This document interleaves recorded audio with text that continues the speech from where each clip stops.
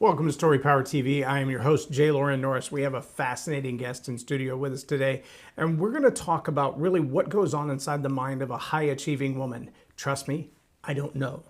I don't have a clue. I am not a high-achieving woman. I married one, and I have lots of friends who are, but I am not one, and so I don't know. So we brought in an expert who is going to talk to us about what it means to be a high-achieving woman. She's got the credentials, she's got the credibility, and when you see her face, you're going to think there is no way she's got that much experience. But trust me, you're going to hear it in her voice. Stay tuned.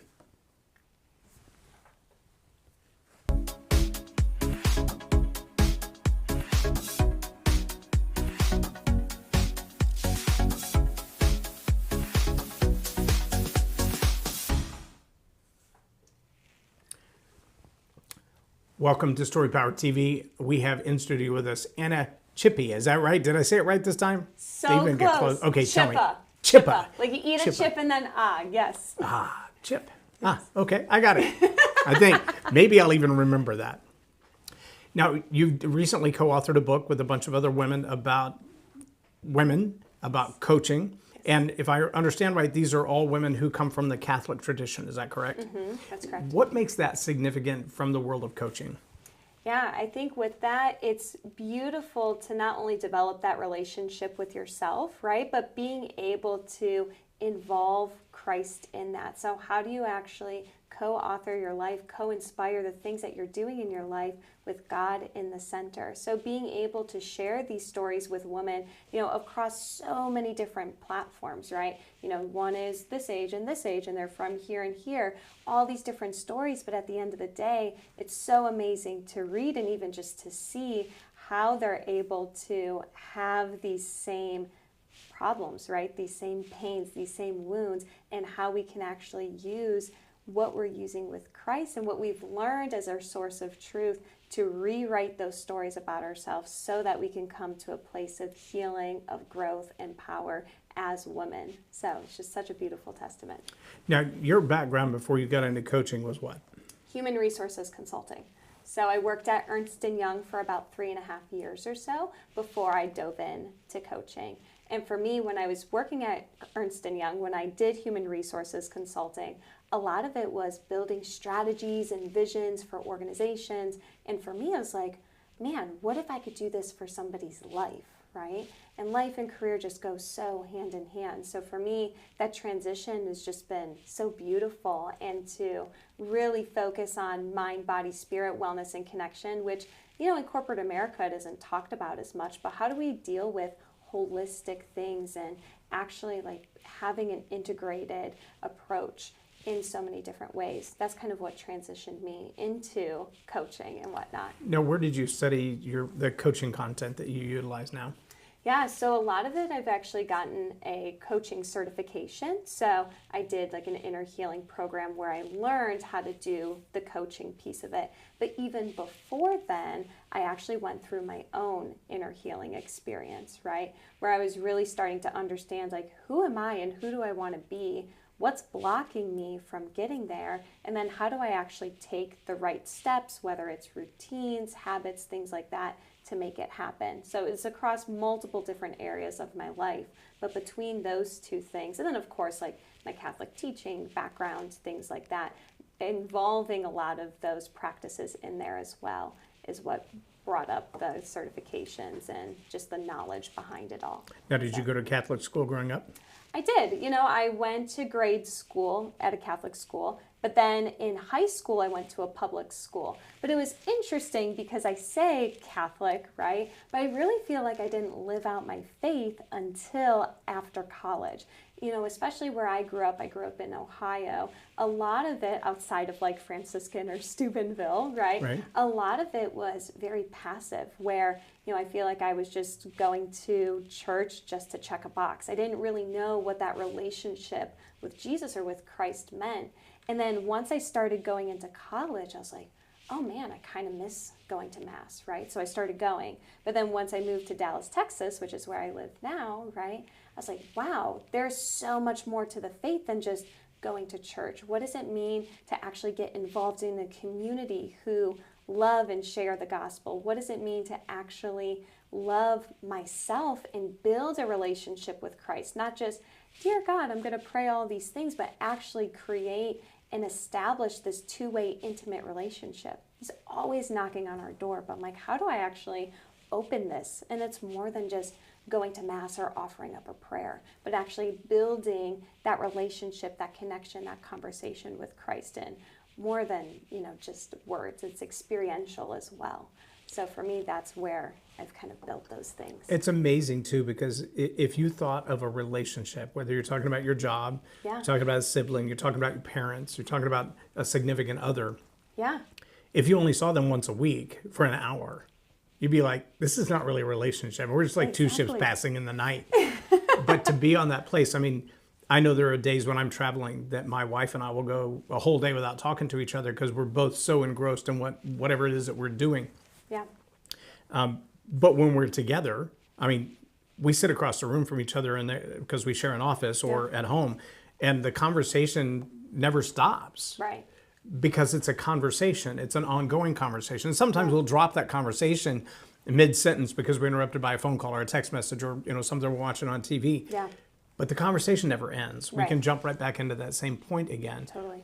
My experience with Christ has been very much like that, especially after finding the Holy Spirit. And, there are times that I hear that little whisper and I'm like, not you again. Because I know it's going to be something, dramatic. He's like, jump off the cliff and see what happens. I'm like, no. It's like, come on, you got faith, try it. And I'm like, no. And he's like, trust me. Yeah. I'm like, fine. And I do whatever that ridiculous thing is. And there's always something on the other side of that that's incredible. Yeah. That had I not just taken that little risk, it would have never happened. But I don't know how people that don't have that kind of relationship walk in a relationship with Christ if they don't hear his voice on a regular basis. Yeah. Totally. And like what you were saying before too, in terms of building a relationship, that's what I relate it to a lot with my clients and whatnot. It's like, how do you actually build this relationship? Like the 5 love languages, like that book, right? Yep. I say, how can you actually build that with yourself and with Christ? So how are you giving yourself words of affirmation? How are you actually affirming what Christ is doing and actually hearing how he's affirming you, right? Or physical touch, right? There's so many different ways in which that can be explored. So I talk about that a lot to help move the gears a little bit. Like, oh, wait, if I were to act like this with my significant other, why would I be doing this with Christ, right? So just even having those small analogies like you're saying and just being really present. It's not only about, the conversation and whatnot, but like you said, if you're having a conversation with your wife and you're sitting there on your phone, and not being present, then is that really authentic, right? Like how do you actually put the phone, put the distractions away, put the thoughts away, and actually connect in such a beautiful way? So where did you go to school? Just out of curiosity, college? I went to Miami University of Ohio, not Florida. So is that part of the Ohio State, or is that part of the Ohio University, or is it part of Miami U? No, totally separate. It's Miami University. So okay. It's its own entity. It's near Cincinnati and whatnot. So it was actually... I've actually been to Miami, Ohio. Really? Yeah. In Oxford, yeah. By accident. Yeah. Well, it's funny. I tell people when they're like, "Oh, did you go to Florida?" I was like, No. Miami University was a college before Florida was even a state. So, wow. Yeah, we're actually found from the Miamia tribe. So, one of the Native American tribes. That's how it was named Miami University. So, I did not know that. Yes. I don't think I would have ever known that. Yes. Now you know.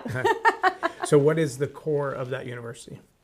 The core of the university. So a lot of schools are known for their medical program or their legal program or whatever. Yeah, so they're known as being like the public Ivy League school. But one of their big programs in there is business. They're a big business school. It's probably one of the top business schools ranked in the nation, and especially their entrepreneurship program. Although I didn't do either of those, I actually minored in business. I actually focused more on communications and writing. But that's what their main core is. So how did you end up in human resources? So for me, I double majored in communications and writing, and then I double minored in general business and management and leadership, which is basically human resources. And for me, I love the concept of communications and writing, just connecting with people, really understanding like what is their story, and then how do you actually put it in a puzzle that makes sense, right? And as I was going through my studies at Miami, I actually didn't start with a management and leadership minor. Like that was human resources was totally aside that.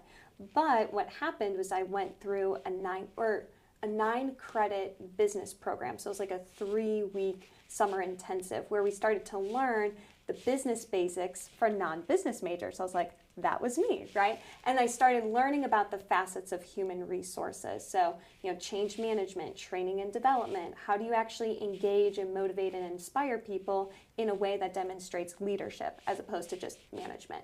So that idea of connecting and engaging with people really inspired me to study it.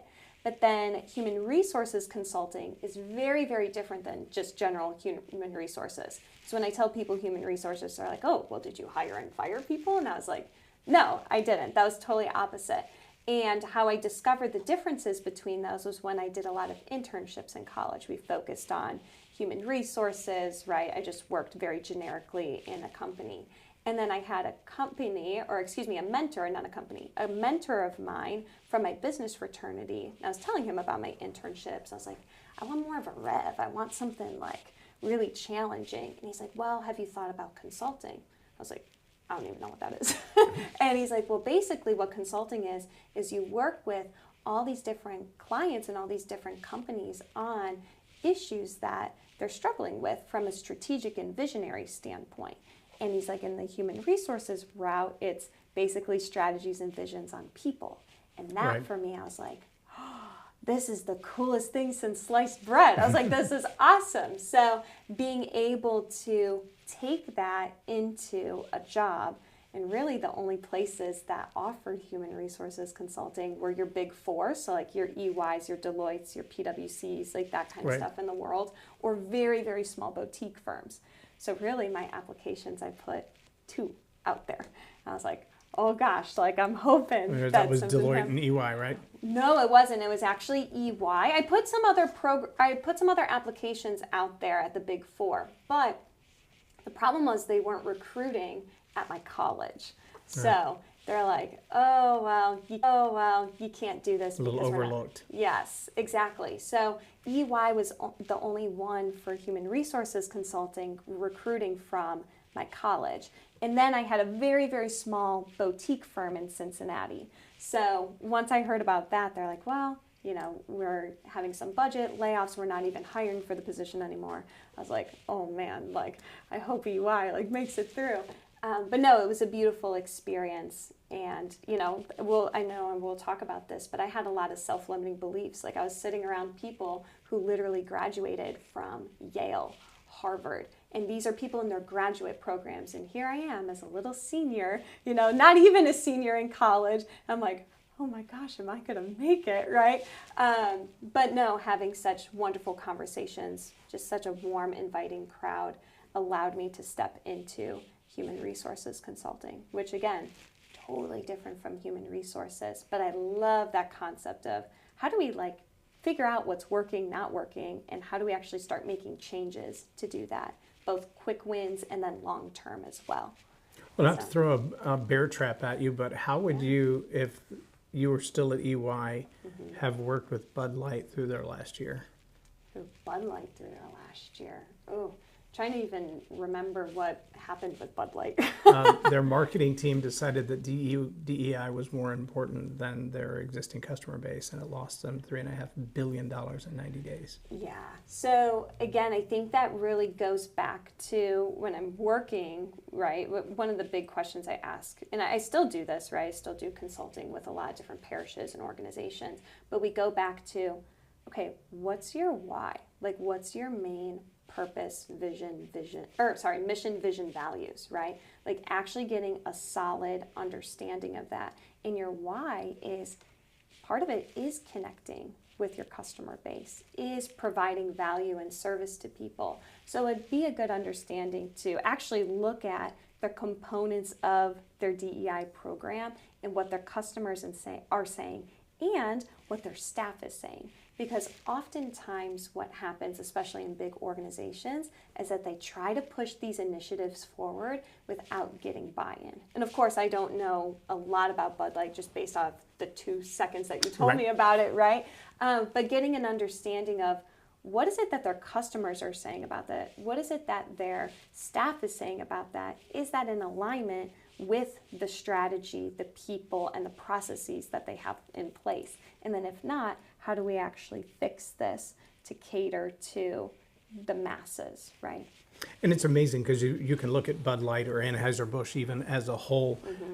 Disney's had a similar issue. Other companies have had similar issues where they're adopting these policies that are inconsistent with their previous core values. Right. I mean, if you look back 5 years ago, the Bud Light commercial or the Anheuser-Busch commercial during the Super Bowl is the prancing, Clydesdales and the little puppy that's lost and finds his way home because of the horses. And you watch this silly little 1-minute commercial and everybody's crying and there's not a word, not a single word. There's music in the background, there's a horse and a dog, and everybody's crying. You're like, that's a hero story. You recognize that hero story. And then all of a sudden there's this complete shift and you feel like they abandoned the people that have made them multi-billionaires to pursue this worldview that's not even consistent with what they believe. And it makes you wonder why. When you talk about high achieving women, I can imagine there's a lot of the same thing. But especially the higher you go up the ladder of success, the more those expectations change on the who that you are and the what that you offer and all of those things. But there's also this dynamic that says at some point you're going to have to sell out what you believe if you're going to go to the next level. Whether it's in politics or it's in business or wherever, you've got to align yourself with certain people because they're the ones who control not only the purse strings but the advantages. And if you don't do that, you may hold on to your core values and lose opportunity. So how do you coach women in an environment like that? Yeah, it's a really good understanding when you're thinking about high achieving women, just understanding the pressures, right? Because I think it's not only pressures from externally, right? Like you need to do this, you need to act this way, you need to fit in the box. But I think also the pressures that women put on themselves, right? Between juggling all these different things of, being a mom and working, in an office and being a daughter and just like all these different kind of things. Or maybe you're part of the parent advisory council at your school board, right? Like all this kind of stuff. There's a lot of expectations. So if I'm using an analogy, right, because I'm a big analogy person, is getting an understanding of what is, like if you're looking at a car, right, like what's the tools or the mechanisms at play? Like what are the different engines? How are they working? Like what is the operating system or the context in which you're living in? So that's like the first part when we're thinking about high achieving woman, is understanding, okay, what are like the levers and things like that to pull? So I think that's the first thing. But then also it's really getting an understanding of clarity, like who you are and who you want to become. I tell people that's like your North Star, right? So for example, like who is it that the person you want to be? Like as a woman, how do you want to make a difference in this world? Why do you want to make a difference? How is it important to you? And really getting specific. It's like creating a mission statement for yourself and your life. Right. And then from there, how do you actually start tackling those self-limiting beliefs that are getting in the way? Again, it could be falling into traps of society because we're afraid to be rejected, right? That's a big one. It's like, well, if I don't fit into this box, then I'm going to be ambushed. When if we think about like Jesus and what he did, he didn't care what other people thought. He said, no, I know that this is God's truth. I know that this is my mission. I know that this is my purpose. I need to stand my ground, right? And there's so many other, women in the Bible, things like that we can talk about. But even thinking about that, like how do you stand your ground despite these pressures? But then also trusting in yourself, that you're going to carry out God's mission and God's purpose and not letting things like shame, inner criticism, self-hatred, lack of self-love get in the way. Because when you're disconnected from yourself in that way, when you're not aware of what's going on, but then also figuring out how to update that operating system, right, in the car to actually move those levers, then it's going to be hard to be at your full throttle. You're going to be living underneath this glass ceiling that's going to be so hard for you to break because of those self-limiting beliefs and whatnot. So in that description, it sounds like the glass ceiling is self-imposed. A lot of times it is. More often than not. How often do you run into, like I've seen a lot of social media debates, TikToks and short runs, everything from Pierce Morgan to Jordan Peterson have had debates. And recently there was one where a lady was saying, we've analyzed the salaries and women make less than men across the board. And I believe it was a parliament member in the UK asked her, are these salaries or are these hourly wages? And she said, it doesn't matter. We just annualize the income. He said, well, if they're salaries, then they're flat capped regardless of the hours worked. If they're hourly, then is it possible that the men work more hours than the women? So even if they had exactly the same pay, the annualized income would be different. She did not want to answer that question. She's like, we just look at an annualized income. And so really the point was that the rhetoric of women are undervalued and men are overpaid is a rhetoric. Right. But it can become a self-limiting belief. Totally. It can be, I work as hard as everyone else, but I don't get it. And I teach a course called the Attitude Hack. Yeah. And in one of those, it's called the attitude of complacency compared to the attitude of entitlement. And in the attitude of entitlement, it basically says, I'm going to challenge everybody else's success against my results. So regardless of whether they put in 10 times more effort and I put in none, or I put in, on a scale of 1 to 3 or 1 to 10, I put in a 3, but they're putting in a 9, I still expect to be rewarded for the same results. That's that attitude of entitlement. And then people might hear that come out in a phrase like, well, if I got paid as much as so-and-so does, then I would do more work. Or that's not in my job description. Or look at my job title, please. Don't you know who I am? Yeah. And so all of those underlying comments, those are not just stories that you're telling to the boss or stories that you're telling to HR or stories that you're telling in an employee review. Those are stories you're repeating in the mirror. Yep, telling yourself. That's in your head. And so you're genuinely not only proclaiming it outwardly, but inwardly believing I deserve ABC, even though I haven't done the work to earn it. And that has got to tear people apart on the inside. Totally. And I even think it's another part of it too is people feel like they're not, especially for women, they have to feel like they're 100% qualified in order to do something. So they might feel, like you said, I deserve this no matter how I work, right? But some women, I think more often than not, they're like, I'm not deserving enough. In the sense like, I don't deserve this sort of pay. So they actually undervalue themselves in a sense.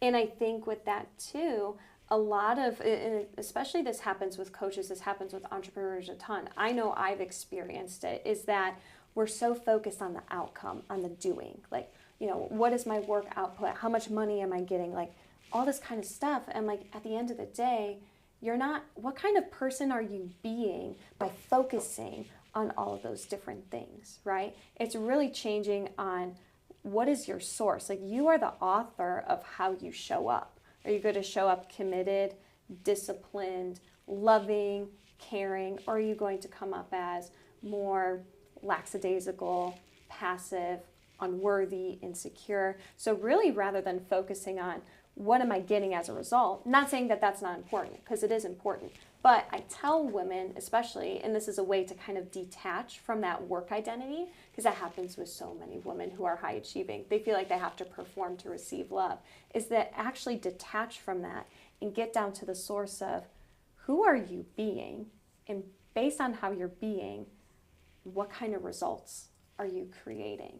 So again, super important, especially as women, to just kind of check yourself in that area. I mean, for men too, but just to check yourself in that area so that you're actually coming from a source of love, of care, of service, of helping.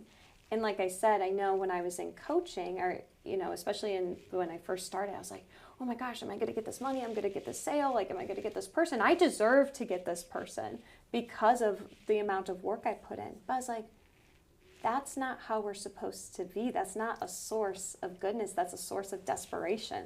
Like, how do I actually come from this from a place of power and confidence in knowing, in abundance, and knowing myself, as opposed to fear, or fear of failure, or fear of rejection, whatever that Well, may and when be. that rejection comes, it becomes the identity, right? I mean, we Yes. look at it and we say, Yeah. well, I didn't land this customer because of. Yes. Well, maybe it was the price. Maybe it was the offering. Maybe it was your Right. expertise. Maybe it was your credential. Maybe it was your credibility. And all of those are things that can be adjusted as needed. Yeah.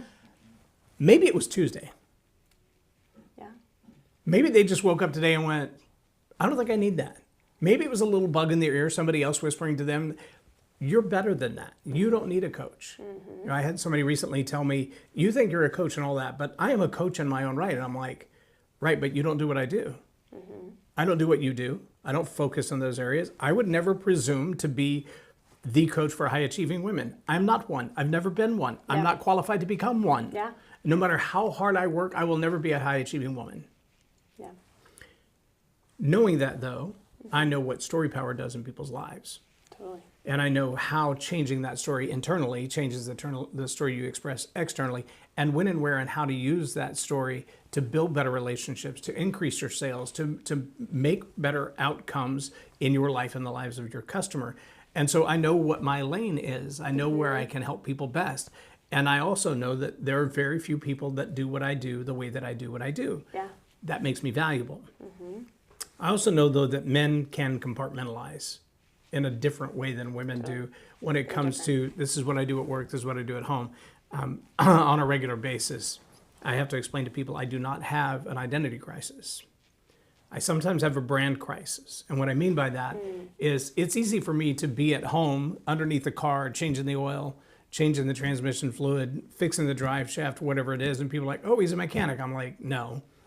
I'm intelligent enough to do my own mechanic work and save myself a lot of money. Yeah. Mechanic is not my identity. Right. It's a function that I serve. Right. I will also go home today and mow the yard. That doesn't make me a lawn care guy. Right. I will also, from time to time, load up my studio equipment and go out to somebody else's event where I'm not asked to speak, I'm not asked to teach, I'm not asked to train, I'm not asked to coach. I'm just there to run cameras. Yeah. And I have no problem with that because it generates revenue for me and opportunity for other people, and I'm okay with that because I don't have an identity crisis. Yeah. But when people can't distinguish one from the other and they look at me and look, I thought you were a coach. How come you have a video camera? Those are not mutually exclusive. I mow my own yard too. Yeah. I mean, I'm not sure where you're confused with that. Women, generally speaking, don't compartmentalize in the same capacity to detach those things. Yeah. And even the self-valuation of competency and worth tend to cross over. If I have a bad day as a mom, if I have a bad day with my spouse, if I have a bad day at work, I'm just bad. Am I reading that wrong? No, I think that's correct in that sense of it's like a comparison that they use. I can't remember where this is from, but like the waffle versus the spaghetti theory, where the waffle is like for men, where things are compartmentalized, right? There's different slots for each thing. But for women, it's all mushed in together.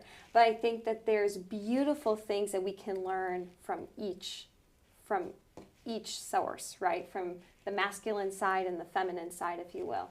And you were even saying too, like how women work, right? Women work on a 28-day cycle. So for men, it's 24 hours, like how their hormones, and this is something I teach my clients a lot, how their hormones operate are very different than a woman's. So yeah, they might be having a bad day as a mom or whatever, you know, a bad day at work, things like that. But there's also like underlying things as well, like where are you at in your cycle? Because where you're at in your cycle... Biochemical hormonal changes that you have no control over. Exactly. Like 1 week for like a woman's cycle, like in her ovulatory, right? She's like super active and like engaging, social, right? But right before her period, more quiet, more timid, right? Like just wants to be closer to herself. So it's also interesting in how that bakes into how we're working, right? And again, I think that identity crisis that you were talking about, I mean, it happens to both. It happens to men and women. And I see it. It's funny. I'm a high achieving woman, but a lot of people who come to me are men because they're like, you know, like what? I don't understand why I'm telling myself these things, or I don't understand why I can't like find friends or whatever, right? So it's like, I go back again, just goes back to the basics of how do you view yourself? How are you talking to yourself? maybe what's your relationship with the Lord? What's your relationship with others? And how do you actually build, I call it like a triangle, your relationship with yourself, with others, and then school and work with Christ in the center. Like, how are you actually doing that? So again, I don't know if it's necessarily like men versus women. There's differences in how they operate and function in a sense, which in a sense, when you're divine feminine and masculine, you actually use parts of both, right? But at the end of the day, when you boil it down, it's just like there are times where we're feeling like we're pained or wounded because we're stripped away from love. And that happens 3 main root triggers, right? Shame, rejection, neglect, but just manifests in a ton of different ways. Right. So. And it comes out as stress, high blood pressure, heart disease, headaches. Totally. And that's why all of those things in the body. Yeah, totally. Yeah, and what's going on in your brain, your mind and your gut have a direct correlation with one another. So it's that mind, body, spirit, wellness, and connection. Like they talk about it a lot in theology of the body, like JP2, like all this kind of stuff. But there really is this integratedness between those 3, and it's so important to like keep those in check. And that's why I focus on stress and burnout specifically, like not just life coaching, but I'm like, no, stress is a bigger pandemic than COVID will ever be. So how do we actually start getting to the root, again, the car analogy, right? How do we actually start getting to the source of what's causing that? And how do we actually start fixing the code, like going down to the code, right? And then fixing it from there. So. Do you ever study Caroline Leaf? I have, yes. You know what? I actually have a book that's signed from her. I won like an Instagram giveaway, and she ended up signing the book and putting it in my mail. What is it called? It's the one, The Mental Mess. It's like a blue book, and it has the sponge on it. I can't remember the name. Thinking Eat Yourself Smart? No, that it's cleaning up your mental mess. Okay. I think that's what it is. I don't have that one yet. Yes, it's one of her newer ones. So I think she just released it in maybe 2021, maybe, so a few years. Yeah. I've got Who Switched Off My Brain and Switch On Your Brain and Eat and Think Yourself Smart. But I've been studying her online stuff. We used to go to the same church, so awesome. She was around quite frequently, but brilliant mind and brilliant understanding. And one of my favorite quotes of hers was 75 to 98% of all chronic illnesses in the human body are directly driven by toxic thinking. Yeah, it's all in your mind. She's like, when you have cancer, you can go back and find a place. You can find a place in your life where your thought processes got negative.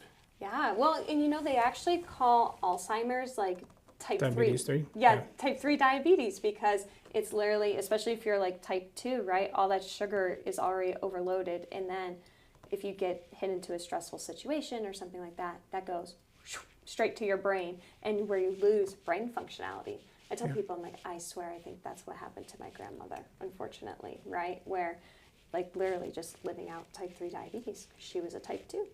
And it's my mother was type 2 and then had what they call a shower of strokes. And she went for Mensa level intellect. She could solve trigonometry problems with her students without using a piece of paper. Yeah. Till she can't remember my name. Yeah.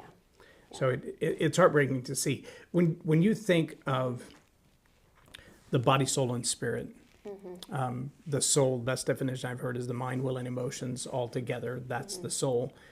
Dr. Leaf says the brain is part of the body, not part of the mind. I thought it's a fascinating distinction. But when you think about it being the physical part of the body, if the soul is subject to the spirit and the body is subject to the soul, then the physical brain has to subjugate itself to the mind, will, and emotions. Yeah. Yet what we see these days are people whose bodies are completely out of whack. Yeah. Morbid obesity, sugar addictions, I mean, the list just goes on and on and on. Totally. But when you look at their mind is just as big a mess with the self-hatred and the lack of self-worth and all of these other things, because they're driven by their emotions and not their thinking. Yeah. Yeah, and it's definitely a balance between logic and heart, right? I think there are a lot of times where people are too much in their logic, especially for men. They're a lot in their logic, and they need to drop more into their heart space. Sometimes for women, depending on who we're working with, right? High-achieving women are more in their logic. They're always like thinking of what's next. I'm like, okay, you actually need to like get present, get grounded. But there are some women who are too much in their like emotions, feeling, la la la. I'm like, okay, we have to balance that with the logic, right? So I think there is kind of a play on that, if you will. And like you said, I mean, the mind and the body and the spirit, again, they're so connected. I tell people, especially those who are like, man, I have this stubborn weight. I don't get what's going on. Like, what's happening? I'm like, check how stressed you are. Just take a little check and see what's happening. And because a lot of times that stubborn weight is because of that emotional pain and trauma that we're holding on to. And people think trauma is like this bad abuse or whatever. I'm like, no, that's not what that means. It just means disconnection from love. So what happens is that our pain literally gets stored in our bodies, and our bodies actually, our stomachs actually use it as like a protective mechanism. Like, let me actually protect my body by using this shield. Your body actually forms a shield around itself. So that's what I tell people. And then even also too, not that this is an official study, but I would venture to say that people who have a lot of digestive issues are more in their heads, in the sense of being more anxious, more overwhelmed, overthinking. A lot of those have digestive issues, including myself. I mean, I had a lot of digestive issues. I had hives all over my face, eczema, like all this kind of stuff. But that's because I didn't know how to manage and regulate my stress and my hormones. I mean, my hormones were like flatlined, like postmenopausal. Wow.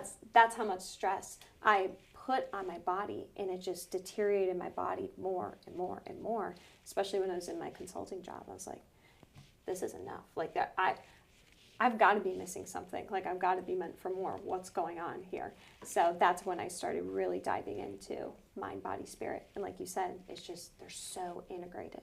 And part of it is what's going on in here, what's going on in here, and how do I actually connect the two together? So how do you, when you're working with a high achieving client and they've got that, and I have them too, we'll be in the middle of a coaching session and the phone rings and they're like, let me put you on hold for a second. I'm like, okay.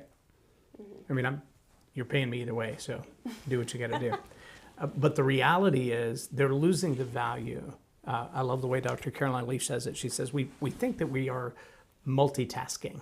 Right. We're doing one thing and we're switching to this thing and switching back. She said, imagine though, if you were having a conversation with your 5-year-old and your phone rings and it's your ex, or it's the IRS, or it's the bank calling on your mortgage, you are in a different mental, hormonal, chemically changed, altered state in dealing with that level of stress than you were in having a conversation with a 5-year-old. Totally. And switching back and forth between the two isn't multitasking. Right. It's a multitasking milkshake.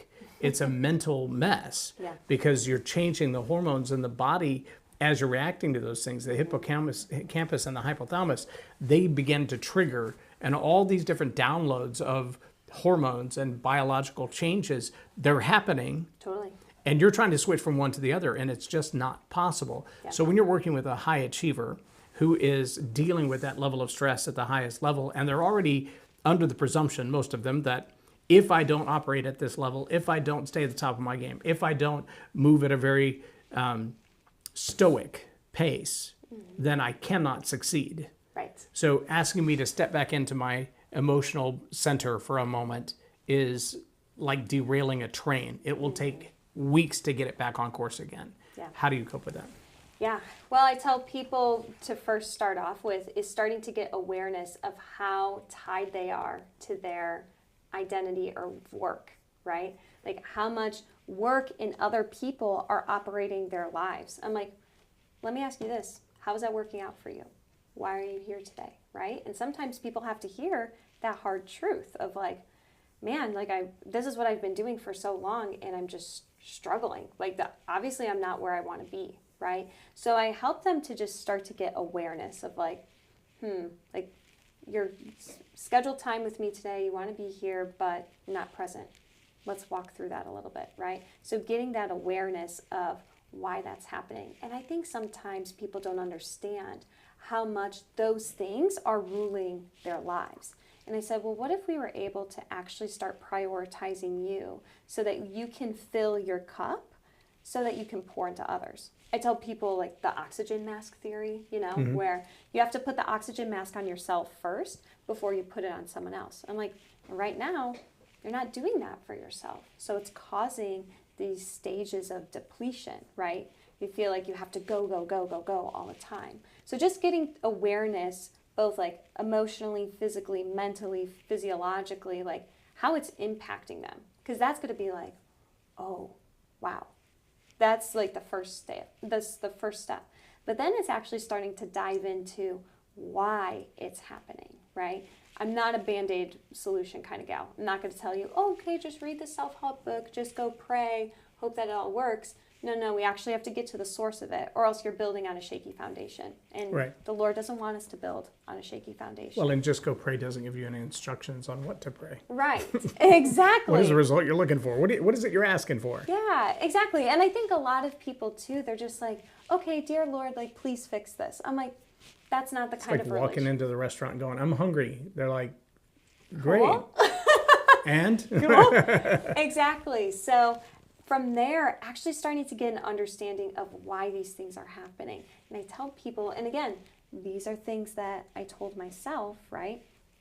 Of feeling like they have to perform to receive love. If they're not on it all the time, they're not going to be accepted. They're not going to be liked. They're not going to be loved. And like that within itself is a self-limiting belief. Like that's a lie. That's a straight up lie. And we need to actually break that. Because that thought, just that small little thought, is impacting your emotions and then your words and actions. And those words and actions then impact the circumstance that happens, right? So it's a situation. I call it the stew method, right? So in that sense, it's starting to get awareness of those patterns and how much it's repeated. So I'm like, how you do one thing is how you do everything. And that's why I ask people that question. So this is happening in your career, right? They're like, yeah, I just feel like I'm overworked and I just don't know what to do. I'm like, did you always feel like you had to perform? Like you were always achieving? And they're like, oh my gosh, yeah. I'm like, so how did that impact you, right? And you just kind of have these questions for them to start getting awareness. And then once you start getting that awareness, that clarity, then you actually start breaking that stuff with healing, with prayer, actually rewriting those lies with compassion and truth and grace. And telling, it's not even telling, but it's like, you're not your work. You actually have to separate and break those apart. And a lot of that breaking apart after getting awareness is actually starting to teach them groundedness and presence. So I'm like, I'm going to actually teach you tools and techniques and methods. And we're going to walk through it together. I'm not just going to give this to you and you're going to do it on your own. That's part of it. But I'm like, we're actually going to do an encounter together, like a spiritual encounter. And in this sense, where we invite the Lord in, we invite the Holy Spirit, and He's going to actually walk us through how to get present, how to get grounded. Because once you go from logic to heart, then you're able to allow the Lord to come in and remind you of whatever it is. For some people, it's Him literally like giving them a huge hug and reminding them how loved they are. Sometimes it's a memory that comes up from their childhood, from that subconscious, that's literally has dictated how they ran their lives for, 20, 30, 40 years, right? But then actually going back to that root and rewriting it. And then for some people, it's looking into their future with their husband or their kids and being reunited in that and their purpose. And a lot of times, it has nothing to do with work.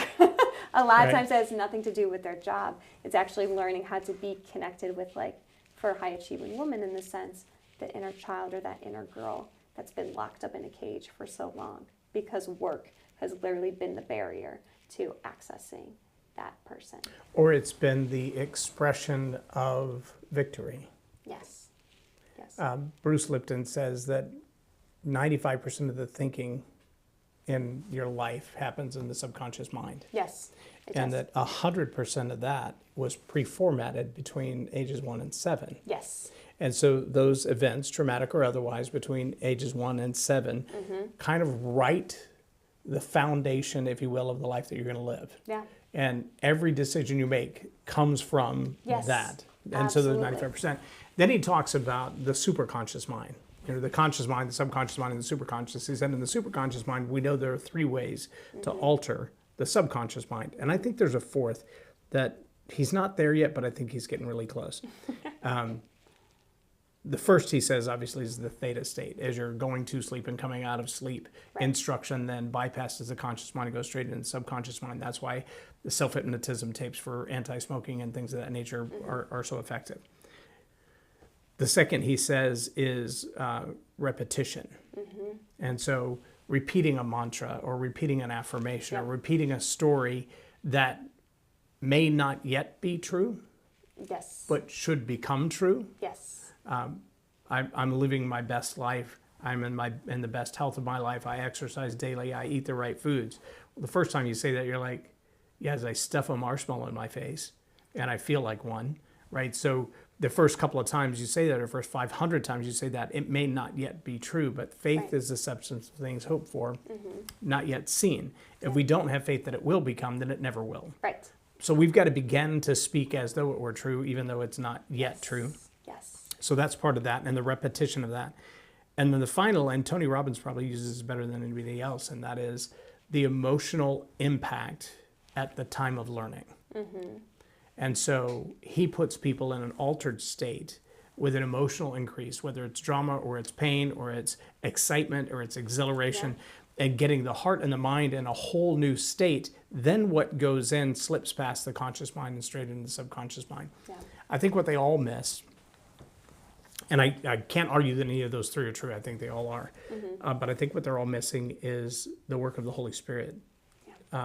Dr. Caroline Leaf says she wrote her doctoral thesis on Romans 12:2, that we should renew the mind. And Titus 3 says we renew the mind through the washing of the water through the word. Romans 14 says faith comes from hearing, and hearing from the word of God. 2 Corinthians says, take every thought captive and make it obedient. Philippians 4 says, think on these things which are holy and true and pure and just. And when you put all of those things together, we go back to the Old Testament, and it says, we don't understand the ways of God because his thoughts are not our thoughts, and our mind is not his mind, and we can't understand him. But he also said in the Old Testament that the heart is deceitfully wicked above all things, and no one can trust it.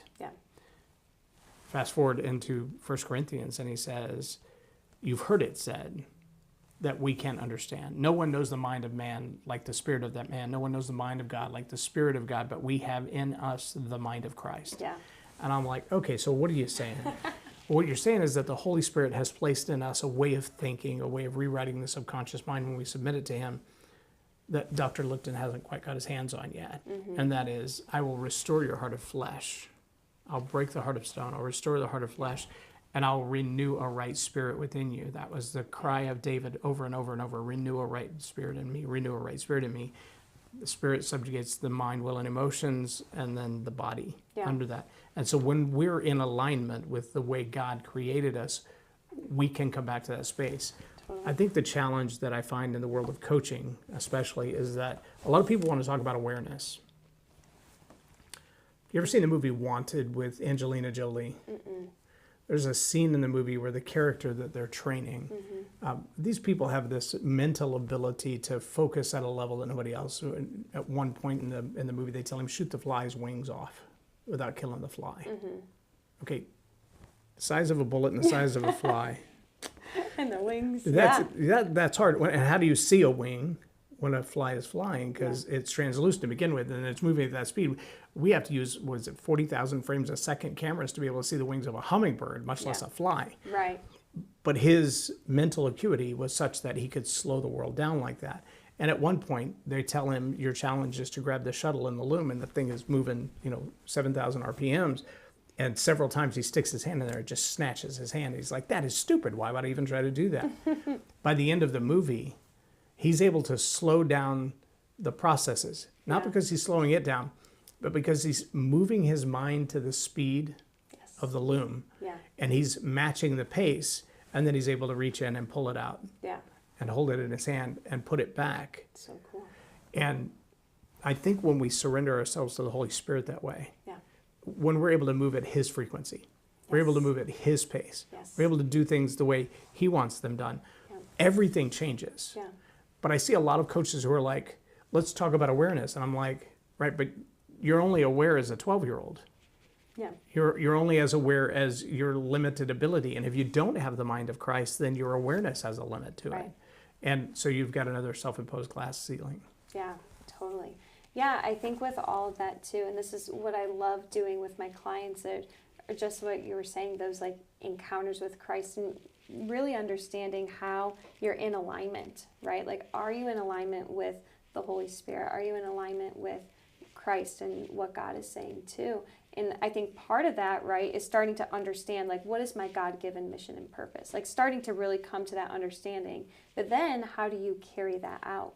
And a lot of times when I'm connecting with my clients and we go through these encounters, right, you know, in my mind, I'm like, oh, we're going to have, you know, like, I think sometimes I'm like, man, like, you know, this breakthrough, or maybe even they're expecting, like, oh my gosh, I'm going to have this like huge breakthrough and things like that.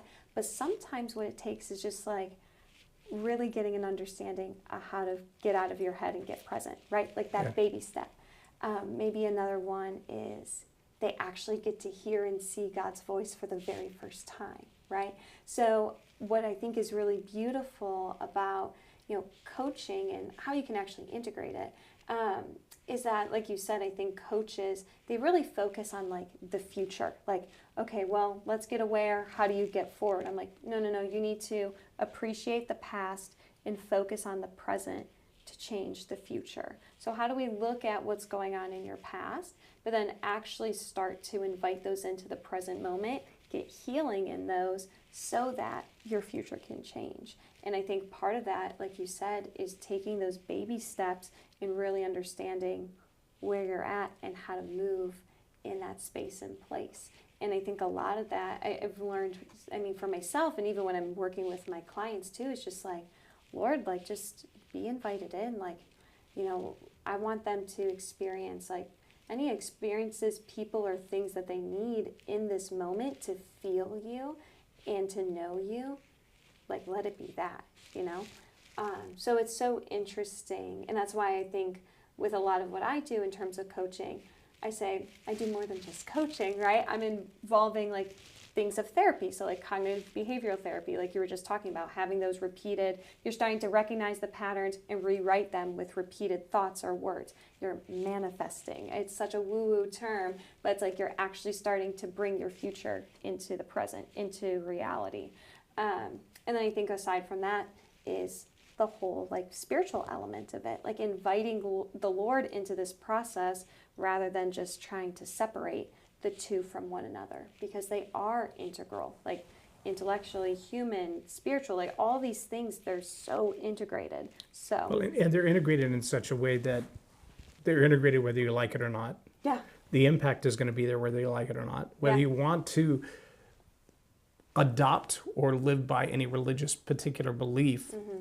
You know, I remember the first time I had a debate with a pastor about the idea of the law of attraction. And he said, it's witchcraft, stay away from it. I'm like, okay, well, explain it to me. No, it's witchcraft, stay away from it. I'm like, interesting. And so I prayed about it, and the Holy Spirit said, well, let me ask you a question. I said, okay. He said, if a Baptist and a Buddhist jump out of an airplane at the same time, I'm like, what is this, a bad bar joke? He said, just stay with me. We have that kind of conversation. Yeah. He said, if they both jump out of an airplane at the same time, who hits the ground first? I said, well, a fat one, I guess. He said, okay, in a vacuum. I said, well, in a vacuum, gravity is 32 feet per second, so they'd hit the ground at the same time.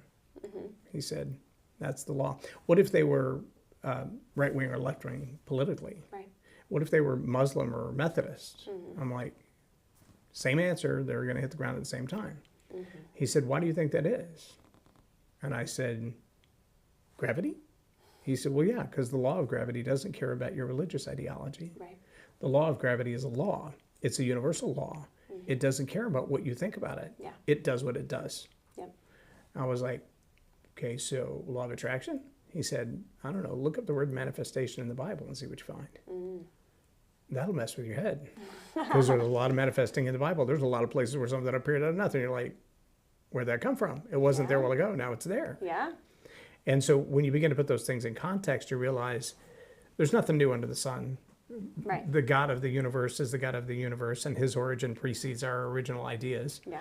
And I think one of the challenges, so let's take even what you just said in light of that and take it all the way back to the EY Consulting if Bud Light were your client. The challenge I feel like Bud Light had was they had a policy maker, whether it's a marketing person, an HR person, a higher level or a lower level. They had someone execute on an idea, the idea of which was not anchored in the core values of either the company or the customer.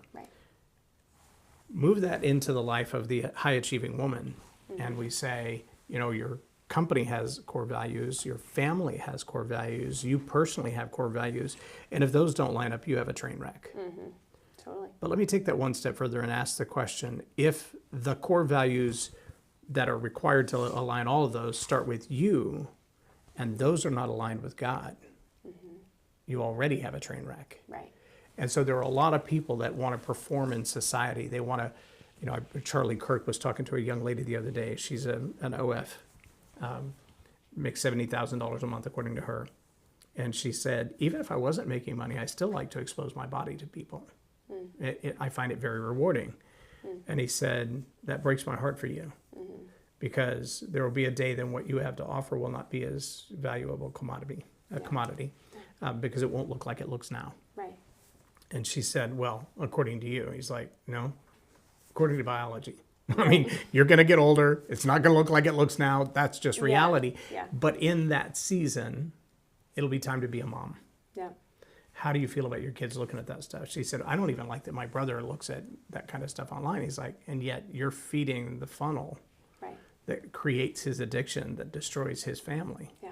How about the husband or the father who's looking and realizes you're the same age as his daughter? Yeah. I mean, how do you feel about the likes? She's like, that's not my problem. That's his family's problem. You're like, so core values aligning with what makes money, core values aligning with what makes me happy or makes me feel good, core values aligning with what I think is good or right, or core values aligning with God.